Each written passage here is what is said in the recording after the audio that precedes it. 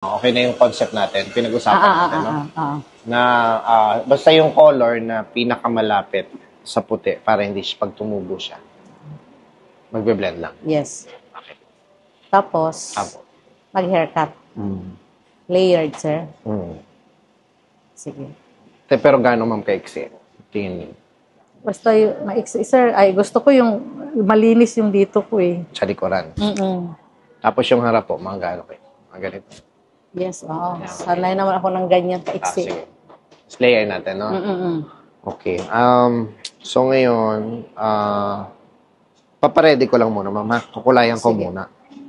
Tapos, mamaya ipapolish ko yung haircut. Para kung after the highlight, kung mayroon mag-dry, tatanggalin ko na lang. Ano po ito, ma'am? Na-blower ba to this morning? Hindi ako nag-blower this morning. Natural lang po ito? Pero nag-blower ako. Kung minsan. Apo. Pero kanina wala po? Kanina wala. Conditioner lang. Tapos, plancha? Hindi ako nag-plancha. Okay. So, ito na yung natural lang. Okay. Sige. Bangs, ma'am. Babangs ba tayo? Parang hindi pa ako nakatry ng bangs. Mamaya na lang. Check natin. Parang hindi ako bagay doon, sir. Bilog yung mukha ko eh. Mas maganda nga yun, ma'am. Para nakaka-frame ng konti. Ganon? Sabi ng anak ko, lalo daw bibilog. Hindi naman. Well, kung maiksi po. Ganon. Pwede tayo ng something na parang layer lang, ma'am. Sige. Para Tingnan may natin mamaya. pang ganyan-ganyan lang ng konti. Di ba? Sige, sir. Pa-ready ko lang, ma'am, ha? Okay. Sige po. Okay na, direct. Topic ka daw, konti. Yan. Para makita ng audience ang napakagandang buko.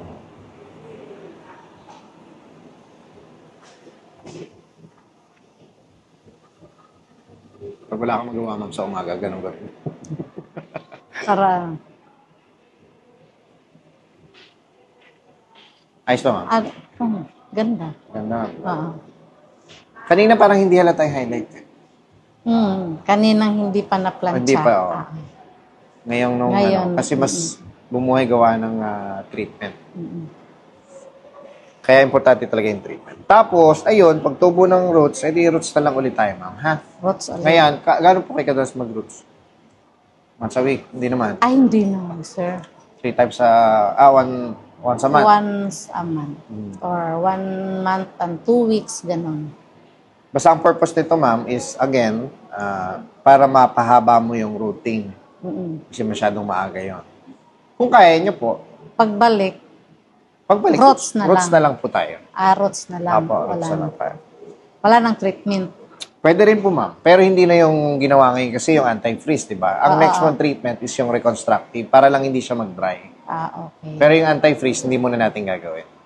Kasi nagawa na natin. Yung sa treatment na next month or ilang months? After po ng roots niya. After ng roots? Yung araw din na yun.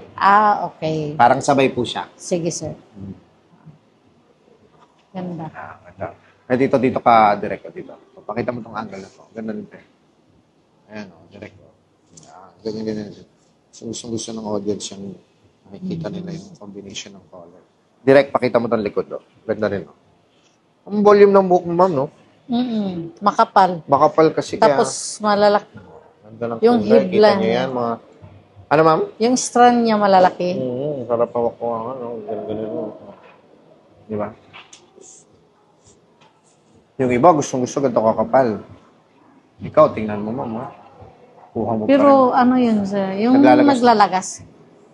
Everyday. Pwede naman yun, ma'am. Basta mga 50 to 100 strands a day. Normal lang yun.